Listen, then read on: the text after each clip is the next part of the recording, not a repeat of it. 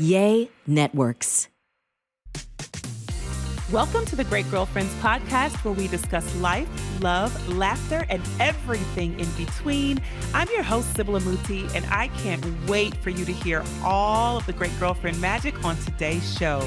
So without further ado, grab something great to drink, grab your pen and your paper, and get ready for this week's episode. Enjoy. Okay, Great Girlfriends, I'm super excited. One, because it is my favorite time of year. There's nothing like summer, and I'm in steamy LA where it's 100 degrees every day. So I'm enjoying the beautiful warmth of this season. And I hope you are too. Hope you're traveling somewhere beautiful and spending time with the people that you truly love and adore. I have a male guest on today, which is so super rare because we typically have an all-female review. However, I'm truly inspired by the gentleman that I have on today, Kute Blackson, and the work that he does. Hey, Kute, how are you?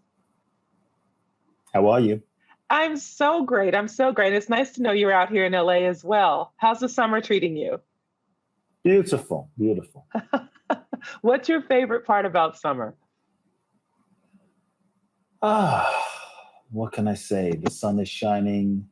The thing with LA is we're a little spoiled because it feels like almost summer pretty much most of the year round, except for when it's a little cooler, in the beginning of the year. But even then, the weather's still amazing. And so that's right. I love all seasons. I don't like the cold, but living in LA, I like most of the seasons in LA because pretty much it's sunny all year round. Yeah. Every day gives us a reason to smile and be grateful, right? The weather is it meets us with warmth and lots of energy. So I love that. So Kute, I brought you on today because I wanted to have a conversation about your new book, the transformation work that you do and the power of letting go. But I'd love for you to share with the Great Girlfriends who you are and what you have spent your life's work doing and what you're truly passionate about. I'm passionate about life. I'm passionate about people. I'm passionate about inspiring people. For me, this has been a passion pretty much most of my life. I was born in Ghana, West Africa. My father's from Ghana. My mother's Japanese. I came to the Los Angeles specifically when I was 18 and live in Los Angeles and sometimes Mexico. So I feel like I'm a citizen of the world from everywhere and nowhere, which is why I've always been fascinated with human beings and why we do what we do and who we are, what motivates us, and, the purpose of life. And so this has been kind of a lifelong quest, a lifelong study to just try to understand this whole thing of like, what the hell are we doing here, And so as a young boy, I was a very empathetic kid. And so I would always feel people's pain and suffering and emotions very deeply. And there was a part of me that always wanted to alleviate people's suffering. I didn't know what that would look like. I didn't know how that would look, but there was a deep desire and a drive to do that. And I always felt like I wanted to serve. Like my life wasn't my life. And so one of my first memories as a young boy was literally seeing a crippled woman crawling on the floor, and she picks up the sand that this man walks on, wipes it on her face, and stands up. You can call that a miracle. So I grew up in a kind of like unusual environment, even though I thought it was normal. I thought this was everyone's environment. The same man who essentially picked up would look at a woman in a wheelchair and say, "Why are you in this wheelchair? You're not sick, stand up." He would put his hands on them. The same man would look at a person who come in with crutches and say, "Hey, throw your crutches away. You're not sick." The same man would look at someone who couldn't see in one eye and would touch their eye and sight would be restored. This man was my father. He was a spiritual teacher, a mystic, a minister, and he built 300 churches in Ghana, West Africa, hundreds of thousands of followers, a huge church in London, about 4,000 to 5,000 people every Sunday.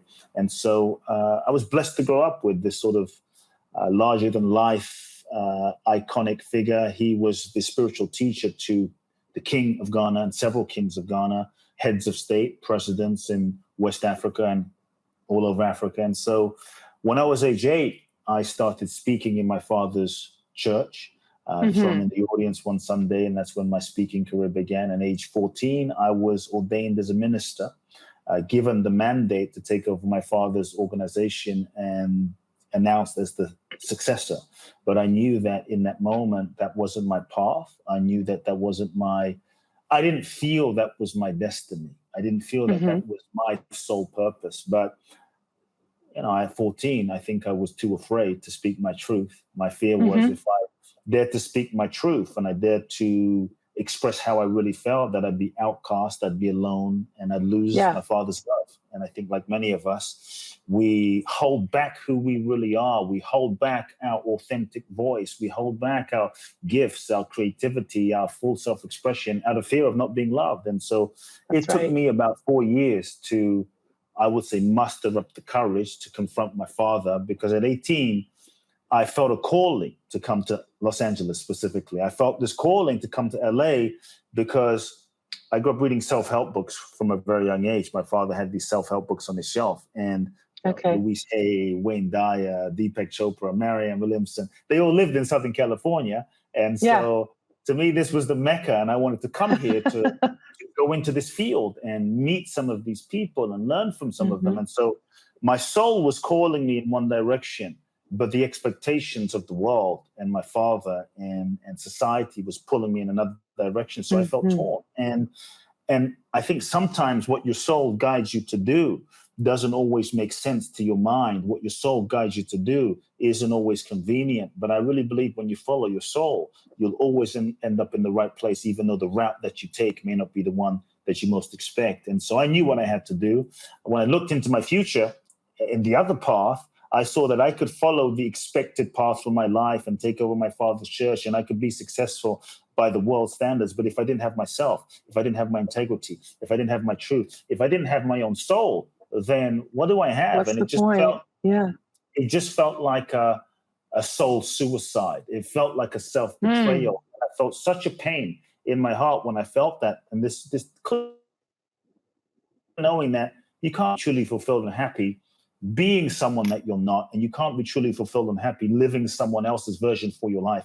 And that's when I said, as challenging as it was, I have to speak to my father. And I grieved my father, the loss of my father, before I even spoke to him. And when I did speak to him, it was hard. It was challenging. We didn't speak for 2 years, and that Wow. was one of the most heartbreaking moments of my life.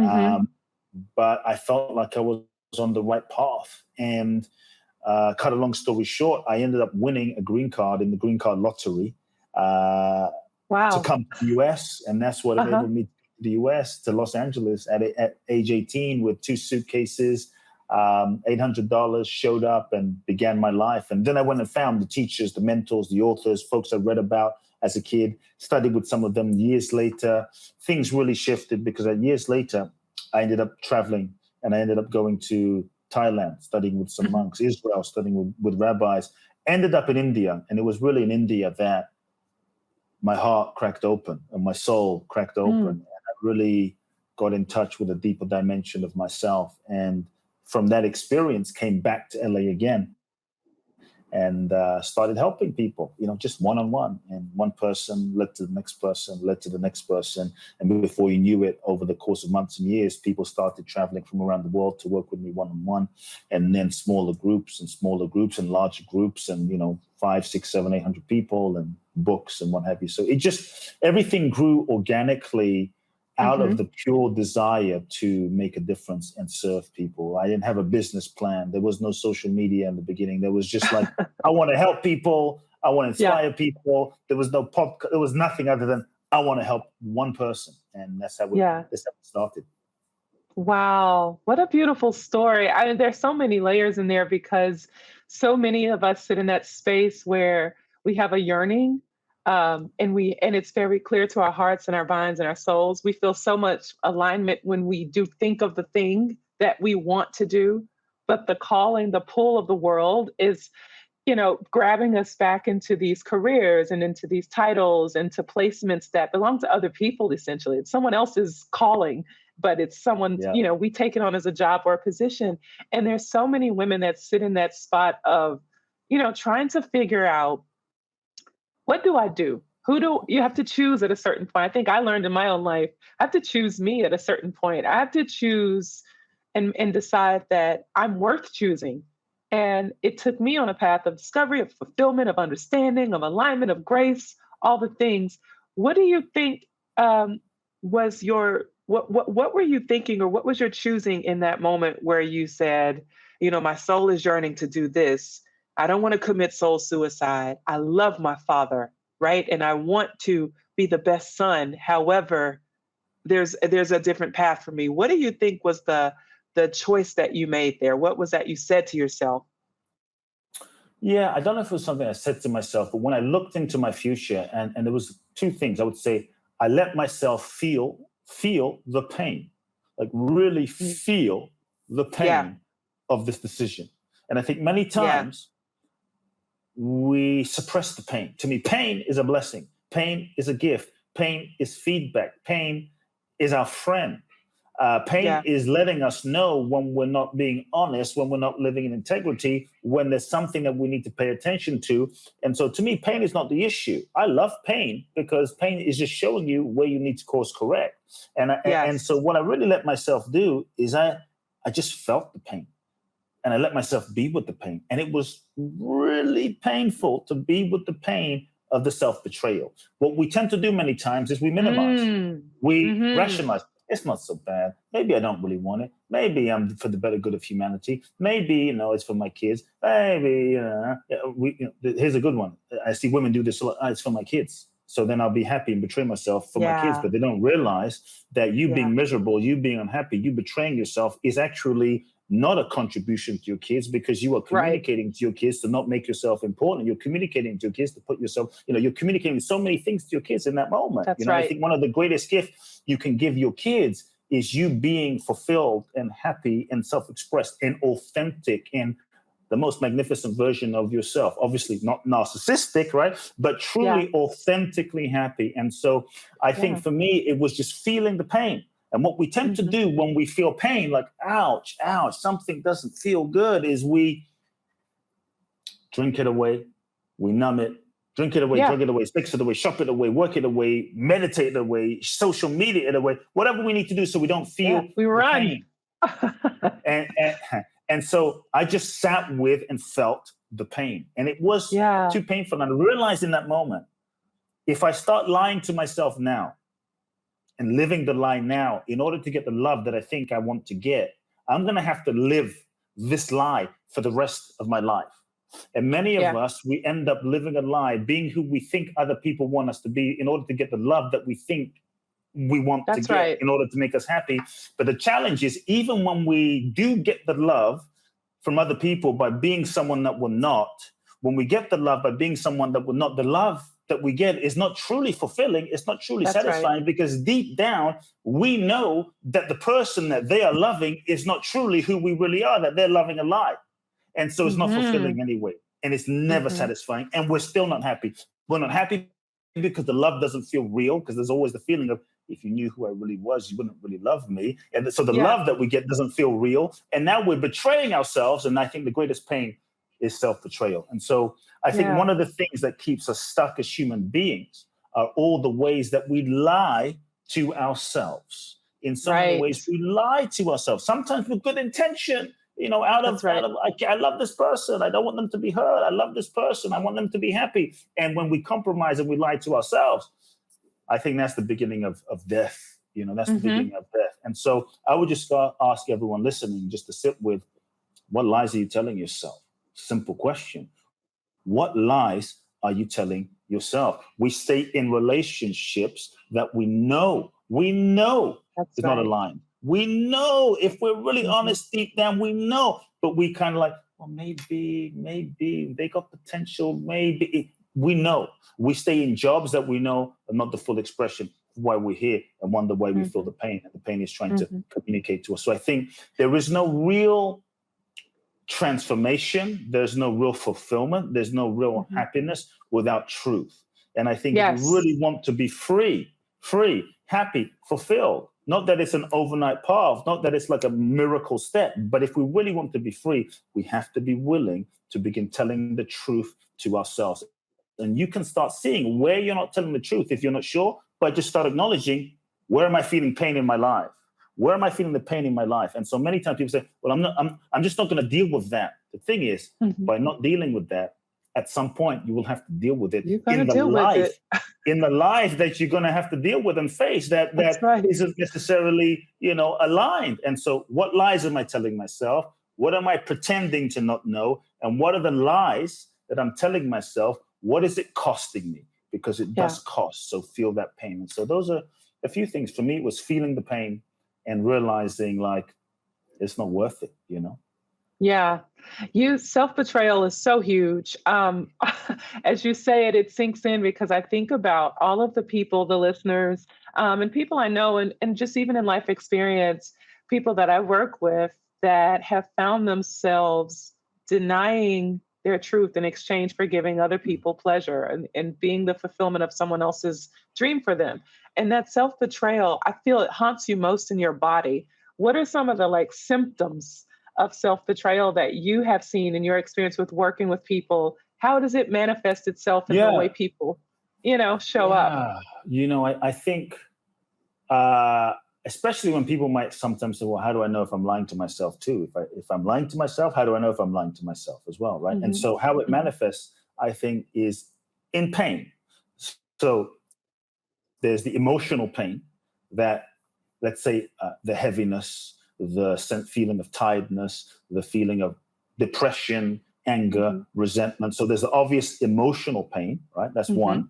The feeling of just, I don't feel, and maybe it's like nothing specific occurred, but I just don't feel joy. I just don't feel alive. Why don't I feel alive?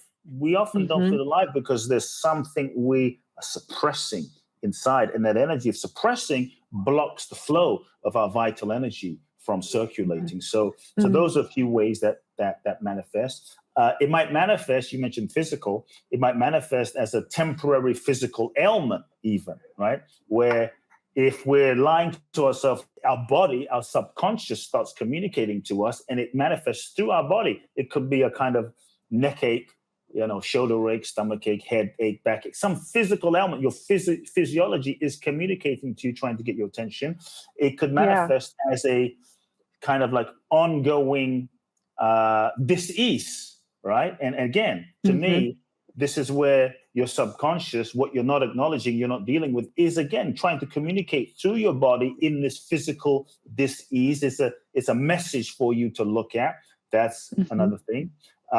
Sometimes when we suppress our truth or we betray ourselves, this is a form of kind of suppressing energy, suppressing truth. And so when we suppress that energy doesn't flow. Energy doesn't circulate. We are energy beings. Our body is made up of energy. Everything's energy. So energy doesn't circulate. Energy doesn't flow. When we're open, vital, and alive, energy is flowing. Energy circulates. Life starts flowing. But when we suppress, energy doesn't flow. So now our energy is stagnant inside of ourselves, physically, mentally, emotionally. So what I have found too is you might start seeing the flow of your life also gets a bit stagnant, as in things kind of somewhat stop flowing and things aren't, moving in life. It's not because of Mercury retrograde or something. It's just like you suppress that energy, energy's not flowing, and like things just aren't quite connecting because life is a expression and a manifestation also of your own energy, right? And so the other way I see it sometimes manifest is when you suppress a deeper truth or into a kind of self-betrayal, you will tend to attract people in your life that also reflect that self-betrayal, as in they show up as a mirror manifestation of your own betrayal to yourself, and you'll start attracting people that also betrayed you, but they're not really betraying you. They're just mirrors of your own betrayal to yourself. You think it's them, but you're in relationship with yourself, right? Because I said there's no relationship out there. There's a relationship with yourself that's projected out there. So the people that show up kind of reflect to you your own self-betrayal. And that's when we get mad at, Sybil betrayed me. And it was like, oh, shoot, I think I've been betraying myself. And Sybil or Kute, they were just mirroring to me, showing me what I do to myself. That's one. Or we sometimes attract people in our lives that it might sound like this, like, wow, why do I always attract angry people? Why do I always attract pissed off people, resentful people. Like I always attract them. but they're just showing us the feelings through betraying ourselves. They're showing us the feelings that we feel deep down that we're not necessarily acknowledging because of our own self-betrayal, but they're reflecting it to us. And so these are some ways it manifests. Oh my gosh, a trillion ways, right? And yikes, yikes, yikes to all of them because, because people will oftentimes speak to symptoms, but never want to go to the root. And I love that we are talking about root cause to some of the things that people are living out on a daily basis. And it might start with an emotion and then it starts to show up in the body and then sleep. And, I hear so many people that are medicated for pain, but never really getting to the root of what is causing that pain. And I think about self-betrayal so often because I think systemically we're raised to be great daughters and sons. And parents don't really understand the disservice they do in guiding us maybe too far sometimes to remain in the system. Yeah, we're conditioned. And that people pleasing is part of the wiring of being a daughter and a son sometimes. And oftentimes we grow up and become adults who have become people pleasers and not really understand that it's a complete disservice. Yes, you've pleased our parents. And now what about our lives, right, Kute? Like, what do we do with, what next for us when we go out of that system of elementary, middle school, high school, college, go get the career. And we look up and we're like, where am I? How did I get here? And how can I get out? So, okay. Magic of Surrender, because there's this great body of work. I want you to tell us about the magic of surrender. Wow, so much to say. Well, first, this was not the book I thought I was going to write. Oh, wow. I had other plans, you see.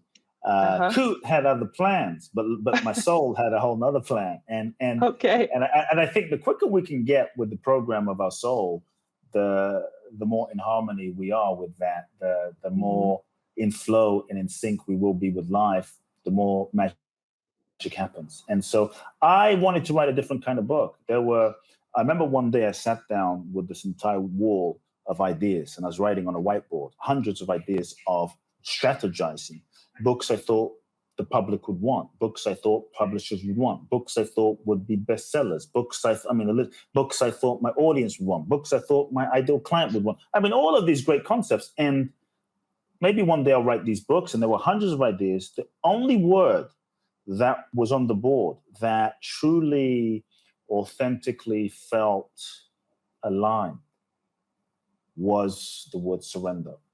And I resisted it. And I'm like, hell no. And no, and I just felt the rightness of that.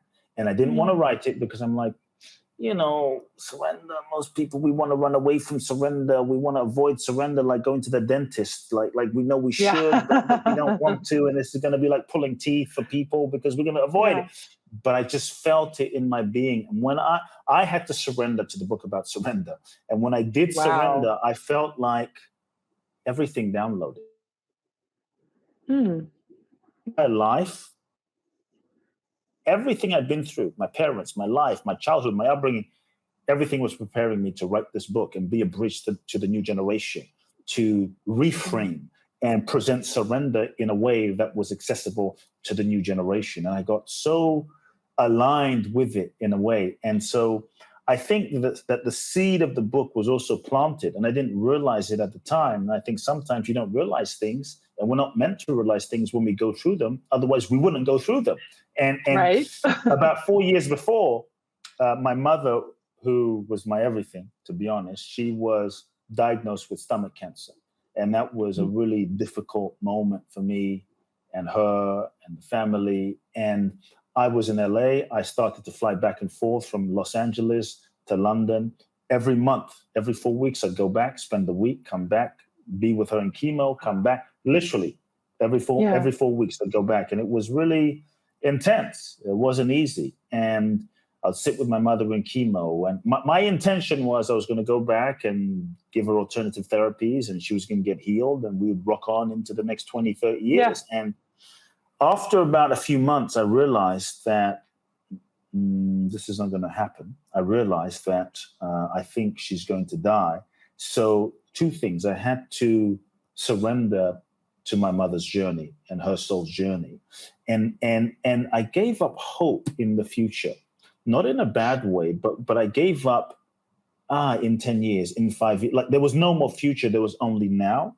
In that surrender, I realized that this moment with her, this phone call with her, this cup of tea with her, this could be the last moment I ever have with her. There's no more like future moment, like this is it. And every moment became so incredibly sacred. Every moment became so incredibly precious. And I realized the preciousness of that moment. My only regret was, why the hell did I wait till she was dying to spend this time, you know, in the quest to inspire people and travel and impact lives. I realized I didn't put the importance on just being with her and sitting with her and doing nothing with her. And I would just sit and like feed the fish in the park with my mother and watch her making tea and sit and wash dishes. And it's like, this could be the last moment. So every moment became precious in that surrender. 6 months into this, and this is where I think the seed of the book was planted. The doctor said in the hospital, they said to us when we went for a meeting, there's nothing else we can do. We think that you have days, weeks, or months, so get your affairs in order. And it was an intense moment, you know, when you realize that the person you love the most is about to go. And it really broke my heart, even though I was preparing for it. And I looked my mother in the eyes and I said to her, "Are you afraid?" And she looked me in the eyes, this Japanese little woman, you know, and she said to me, "I'm not afraid because I know I'm not just this body, that this body is a temporary vehicle. Even when I die, this body is just a temporary vehicle for my soul, that I'm not going to die and I'm going to be with you, guiding you from the other side. So I'm not afraid." And she had such faith. And then I looked my mother in the eyes and I said, "What can I do?" Talk about being a good son. I wanted to be a good son. And I said, "What can I do for you to make your final days easier? Like, what do you need? Where do you want to go?" And she said to me, "There's nothing I need and there's nothing I want." She said, "The only thing I want for my life is what God wants for my life." And in that moment, I realized who she was. In that moment, I realized that she was completely surrendered.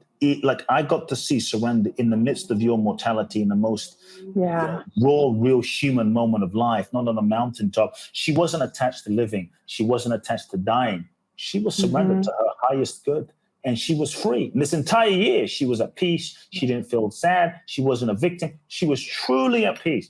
And I saw that she was surrendered. And so in that moment, looking at that whiteboard, seeing the word surrender flashing back on my life, the entire book came and the entire vision for surrender came. And I really got to see that. I think surrender is the most powerful thing that we can do. Surrender is the password for freedom. Surrender is the key to manifestation, the key to our next level. To me, all of the great ones, Jesus, Buddha, Gandhi, Mother Teresa, Mandela, Bruce Lee, Muhammad Ali, Bob Marley, whoever we consider truly like great in their own field, they all surrendered themselves to life, to the universe, to the divine, to their soul. In their surrender, they transcended their own egos. They transcended their own personal power. They went beyond themselves and they accessed another dimension of their own potential, life's potential. And life was able to live through them and express through them and manifest through them and guide them and create through them in ways that they could not have even imagined for themselves. So you see, in our culture, when I was really reflecting on the message of surrender, in our culture, we have this misconception that surrender is weak, that surrender is passive, that surrender is giving up, that surrender is waving the white flag, that surrender is, you know, you're going to be a victim, you're going to be taken advantage of, you're going to be a doormat, you have to shave your head and go to the Himalayas. Like, who the hell wants to surrender if that's what surrender is? That if you surrender, you won't manifest your goals, dreams, and desires, or you're going to get less. And I'm saying, no, what if you surrender and you didn't get less, but you got more? You got more than you could have even imagined with your logic, more than you could even have projected and imagined with your limited ego's capacity to visualize and imagine what's possible, because the ego is limited. It's not able able to see the infinite possibilities of what life is seeking to express. The ego is conditioned; it's not able to see, the fullness of what God can do. And so, to me, surrender is letting go of control, or shall we say, the illusion of control. Control being the master addiction. Like the last couple of years, we thought we were in control as a humanity, and maybe the universe reminding us, humans, you may be not as in control as you thought you were. So let's throw a pandemic into the mix. Let's throw life into uncertainty. As a humanity, as a species, I think we were thrown into a surrender seminar over the last 2 years. And so surrender, right? I mean, it's true. Like, so lockdowns, true. Up, down. Do we turn left? Do we turn right? Pandemic. What's going to happen? Shutdown, open, shutdown, uncertainty. Yeah, uncertainty. Exactly. Forced to surrender. I think we are being initiated into a new way of living, a new way of being as a humanity. Surrender is to stop trying to manipulate and force life to fit your little idea of how you think it should be. And many times we try to force life, like this relationship has to be the one. This career, this job has to be it. We don't realize that we're putting limitations on life, and we get so attached to our limited outcome that we're limiting life. Like we're not available. We're not open. We're restricting life. And surrender is giving up the idea of who we think we should be, the life that we think we should have, so that we can truly be open, truly be available, truly take the limits off of life. I think that's when we're open to infinite possibilities, and that's when magic can happen. The reason I call the book The Magic of Surrender. Magic is that which is beyond our logical mental capacity, beyond our ego's imagination, beyond what we can intend with our mind. Magic is that which is beyond. And as human beings, when I ask people, who wants more magic in their life? Not like a hocus pocus Harry Potter, but who wants more magic? Everyone says, I want more magic. But very few of us want to surrender. No, of course not. Surrender is the password to freedom. Yeah. Surrender is the key that unlocks the door to more magic. And I think the degree to which we want magic is the degree to which we have to surrender. And the next level of our life requires the next level of us. And the next level of us requires that we let go of what's not aligned, what's not working, those relationships, those beliefs, those addictions, those old ways of being. You can't manifest the new being the old version of yourself. But as human beings, we tend to hold on to the old out of fear, not realizing we're just blocking our blessing. And so I think when we surrender, we let go and we make space, we make room, and we learn to begin allowing life to lead us, allowing life to guide us. And the last thing I'll say, just to set the context for surrender, is, the old paradigm is all about asking the question, what do I want? What do I want? But many times you get what the limited I, wanted, only to be dissatisfied, because what we thought we wanted was what we thought we wanted was just what we thought we wanted based on who we thought we were. And many times our goals are kind of projections of unmet needs from our child. If I can get that house and get that thing, then I'm going to be happy. It doesn't fulfill us. We don't really ask, who is this I? And so to me, in the paradigm of surrender, the real question is not what do I want? It's a great question. You can manifest from the ego and have a nice life, but a truly great life, we're talking like Mandela, like Mandela's life was not a life you could have planned. Like, how do you plan? Right. How do you strategize that? It's bigger than that. Oh, I think he would have walked away from that life. Had he seen that plan, that was just what. Plan that. Yeah. It's bigger.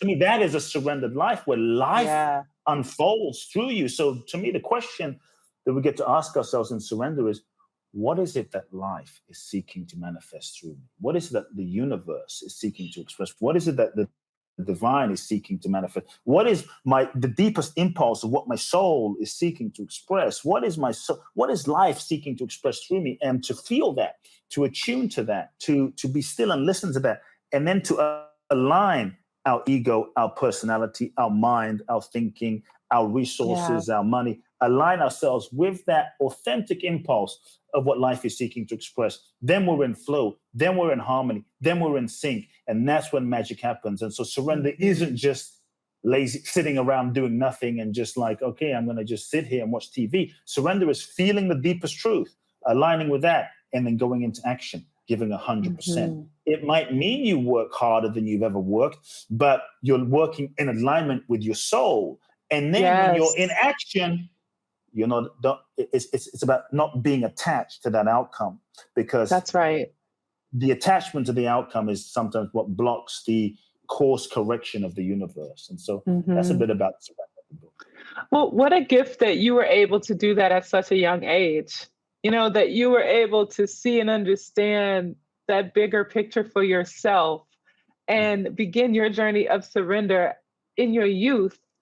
And now to bring it all, you know, forward to it all has given you the chapters and pages of this book. And so much more has come to you in that, even down to the lottery for the green card. Like there's so much that it's opened up to you when you are available to it. I think surrender equals availability, right? It gives you, I am available to whatever is intended for me. That availability is a game changer. I love it. I love it so much. I talking to you all day, like all day. I'm so enjoying this. I know I can't hold you, but okay. So give us. We're good. It's so good because there's so much in letting go and releasing the thing that you thought, and what you talk about. You tapped into ego. And ego is so very limiting and restricting to everything else that's available. And abundance and ego are not married to one another. So, you know, so many times people feel like their lives are being trapped and they feel contained and they don't understand, you know, and they're afraid to step outside of, they're afraid to surrender, to open up to expansiveness. However, that is literally the unlocking, like you said, to the magic that comes alongside. And I wonder what would happen for those who are reading your book, you know, to see and take that first tiptoe. The first tiptoe is you're very scared, right? You're like, I'm going to do it. I'm going to surrender. I know there's more. I'm deathly afraid. However, I don't want to go back to the life that I had because it's disturbing.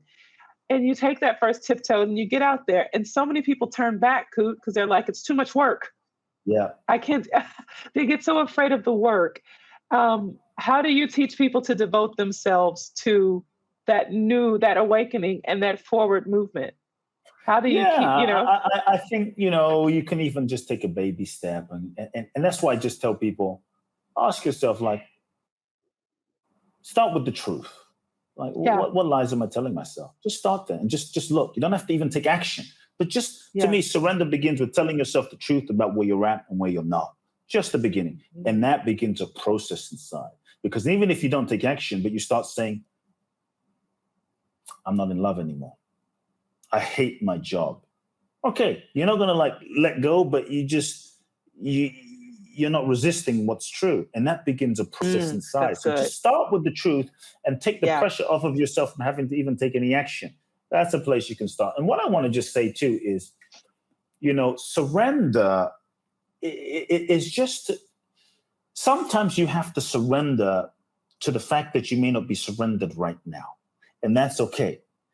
And there's another level of surrender to the fact that I'm not surrendered right now. I'm resisting right now. Because here's the thing, you mentioned, like, it can be scary. Yes, it can be scary.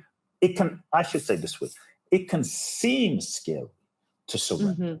But actually, I want to reframe it. And I want to share a bit about the ego real quick, because it can seem scary to surrender, but actually surrender is what's most natural for us as human beings. Surrender is our natural state. We've just been conditioned out of it. Like, you breathe in, like if everyone having this conversation, listening, you breathe in and you breathe out. I didn't have to tell you to breathe in or breathe out. It's just happening. Breathe in, breathe out, breathe in, breathe out, breathe in, breathe out. You breathe in. Nobody can go and not breathe out. So surrender is actually just hardwired into our physiology. It's like the universe reminding us surrender is the nature of life. It's the nature of life. Breathe in, let go. Breathe in, let go. This is just life. So it's natural. It's just that we've been conditioned. So for instance, for those listening, I'm making a fist and I'm holding a pen. I'm holding this pen very, very, very, very tightly. I'm holding it very tightly. I'm holding it very tightly. If I hold this pen very tightly and make this fist very tightly, in a few days, weeks, months, years, the fist position of holding this pen will start to feel normal, even though it's actually stressful. It starts to feel normal. But if you think about letting go, how easy is that? That's actually easier than doing. Easier than we've just been conditioned. And so, look, as children, we were all surrendered.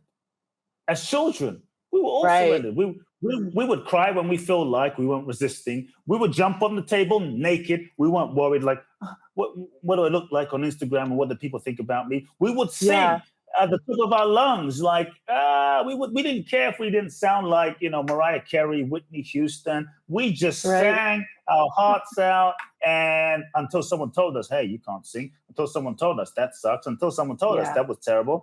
We were just being whatever we were being. We would cry when we felt like poop, when we felt like scream, when we felt like what. We were just in the free flowing, true nature of our being. We were surrendered. We would open our hearts and hug people. What the hell happened?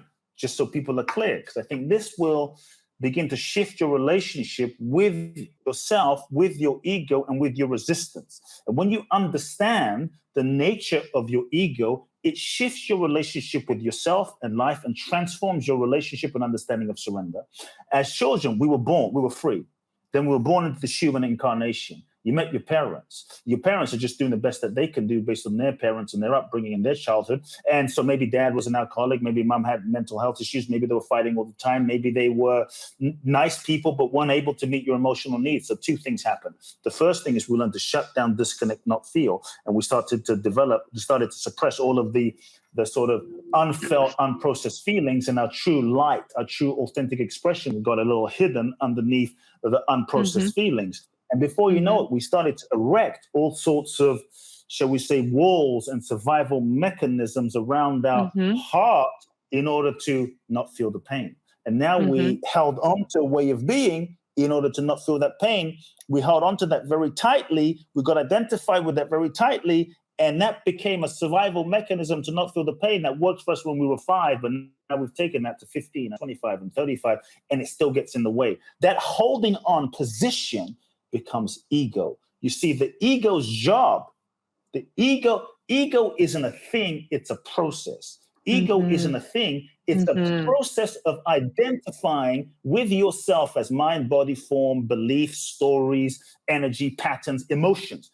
The degree to which we're identified with ourselves as this conditioned program pattern is ego. So ego is a process, like a bicycle is a thing, pedaling is a process. Ego is identification. And so the ego's job is to reinforce its existence, and the ego's job is to protect you, to prevent you from getting hurt again like you were hurt when you were a kid. And so now we're holding on in this protective mechanism. We meet someone, we fall in love with them. No, never going to open my heart again because I might get hurt. I was hurt when I was 5. And so also as children, we learn, you mentioned it, being a people pleaser, right? We learn, who do I need to be in order to be loved? I'm this way, I'm that way. Daddy smiles, I get a pat on the head. Good girl, good boy, good girl, right? So we do more of it. So before we get conditioned to be who we think we need to be in order to get love, validation, approval. We develop a role, a mask, a persona, and we end up contorting ourselves to become this person to avoid pain and to get love. And we think that's who we are. And then we hold on to that way of being, thinking this is just me, but it's ego. And so what I tell people is ego isn't bad. Ego is limiting. And we have gone and reinforced to be this ego, avoid pain, get love. And I think when we can understand the drive, the motivation, the purpose, and the nature of ego, we can change our relationship with ego rather than judging it, trying to get rid of it, trying to annihilate it, beating it up, making ourselves wrong for sabotaging, for betraying, for doing things we don't want to do, which just reinforces ego even more. When we shift our relationship with ego and understand that it's trying to help me, Even the self-betrayal, even the self-sabotage, it's trying to protect me.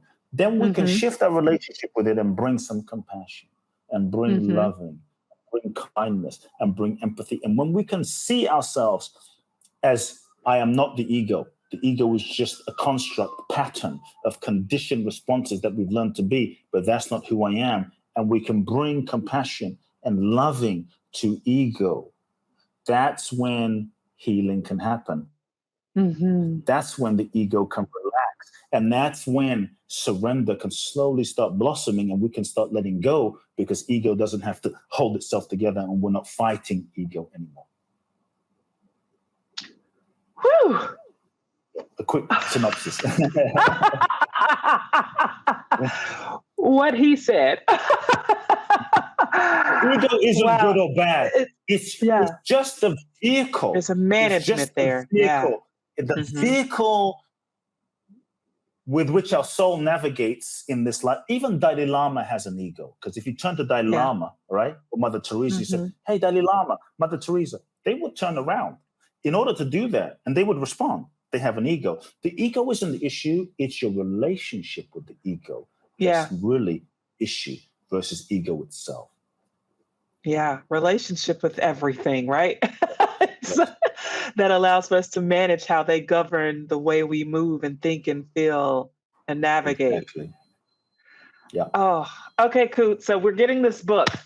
Where are we ordering The Magic of Surrender? Yeah, go to Amazon. You can go to Amazon, The Magic of Surrender. The paperback is out, so get the paperback. It has some updates in there. So the paperback, Amazon, go get it. And then if people want to find out more about my work, a couple of ways, KuteBlackson.com, my website. If people want to go on a deep transformational journey, my favorite thing to do twice a year is a 12-day event in Bali, www.boundlessblissbali.com. This is where I get to take people through a step-by-step process of unconditioning. And so we dive deep. And so that's Boundless Bliss Bali. And then I just want to invite everyone to something for free, depending on people listen to the conversation. July the 12th through the 19th, I'm doing a 5-day, basically a week-long free online virtual event. It's called the Surrender Summit. And I'm going to be walking people through a deep dive intensive in how to surrender, the steps to surrender, what it takes to surrender. And I'll be guiding you through that, but I'm also going to be bringing on about 20 of my dear friends to help and support. Neil Donald Walsh, Conversations with God is coming on. John Gray, Men Are From Mars, Women Are From Venus. John DeMartini, Martha Beck, Michael Beckwith, Ariel Ford, Catherine Woodward, Mike Dooley, and many more. So that's the Surrender Summit, www.thesurrendersummit.com. It's free. Just enter your name and your email and get free access to the 5-day event. I love that. So we're going to give away, as a gift to our listeners, Kute, we're giving away 5 copies of your book.